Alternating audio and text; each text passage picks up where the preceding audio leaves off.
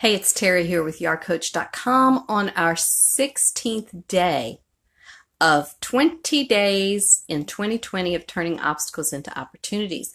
Day 16 through 20 is going to be all about rubber meets the road choices. Change is the end result of all true learning. Leo Buscaglia, that real dynamic author, wrote years ago. And to me, what that means is, especially during this COVID crisis, what I can learn about, what I have the opportunity to learn about, what you have the opportunity to learn about is yourself, your family, where you are in the world, and where you want to be in the world. So,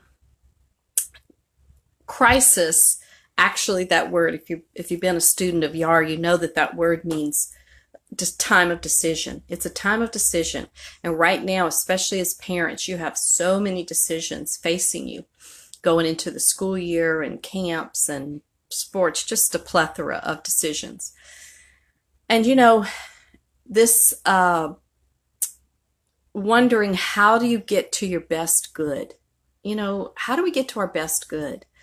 Usually something stops us, a devastation, a deviation, a catastrophe. I mean, sadly, most of us barrel ahead, and it takes a landslide like this virus to slow us down and to stop us in our tracks and to offer us time to take a look. When I was younger, I used to read a lot of biographies. They were my favorite and still are my favorite genre of book to read. And one of the things I read because of my age and the time when I was coming of age was a lot of World War II biographies, especially those of people in concentration camps. And I began to wonder back then, concentration camps were horrible, horrific, just the blight of humanity.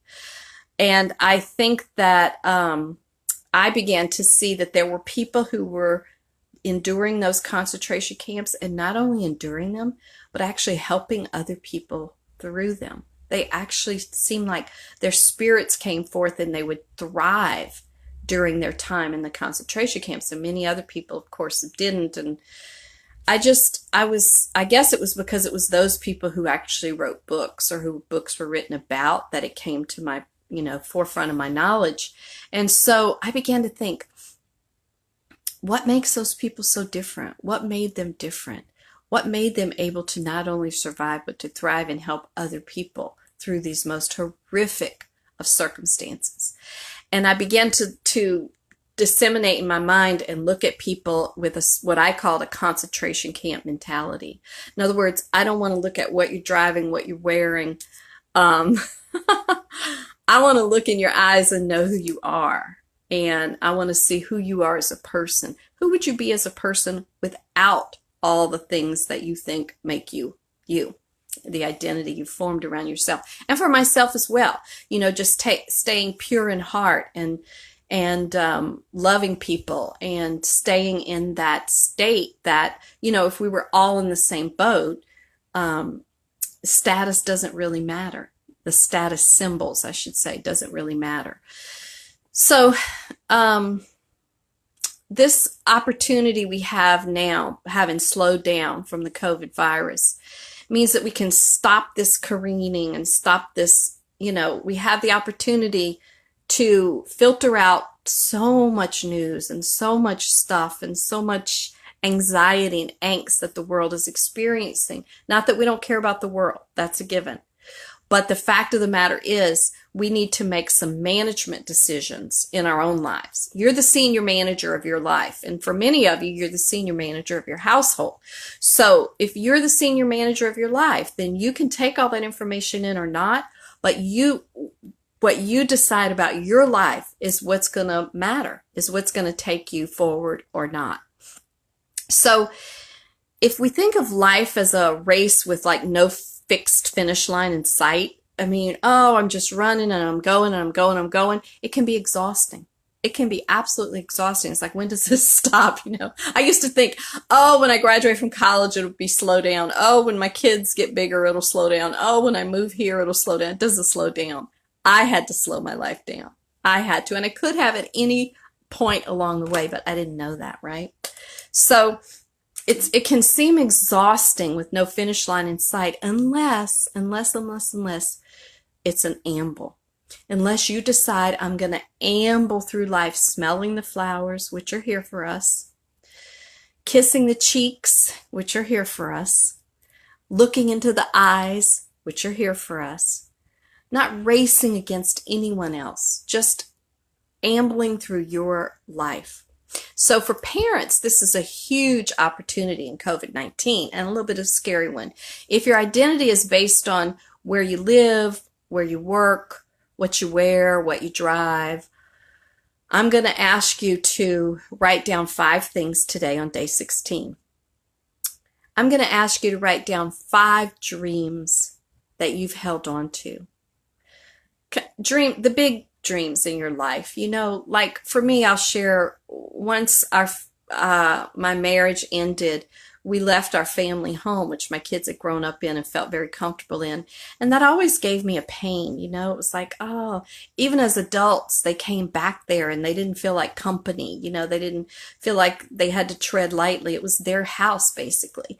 And so I have always held on to this dream of creating some sort of space for them to all come back to. Well, now this is magnified. We have 15 grandkids, 6 kids and their spouses and all that. And so I just began to recently realize that my kids are providing those. They have their own homes. They have, space, and they've created space, all of them, for anybody who wants to come. And so I had to sort of take a look at that.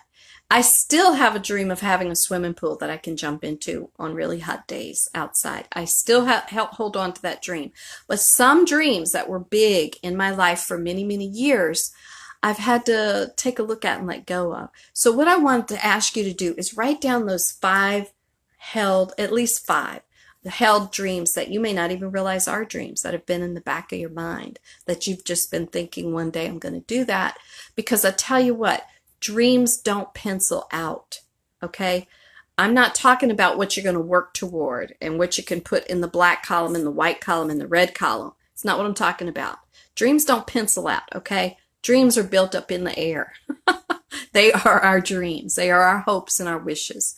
So I'm not asking you to do anything about those things. All I'm asking you to do is write down 5 long-held dreams, things that you've wished for your own life and the life of your family, if that's the case.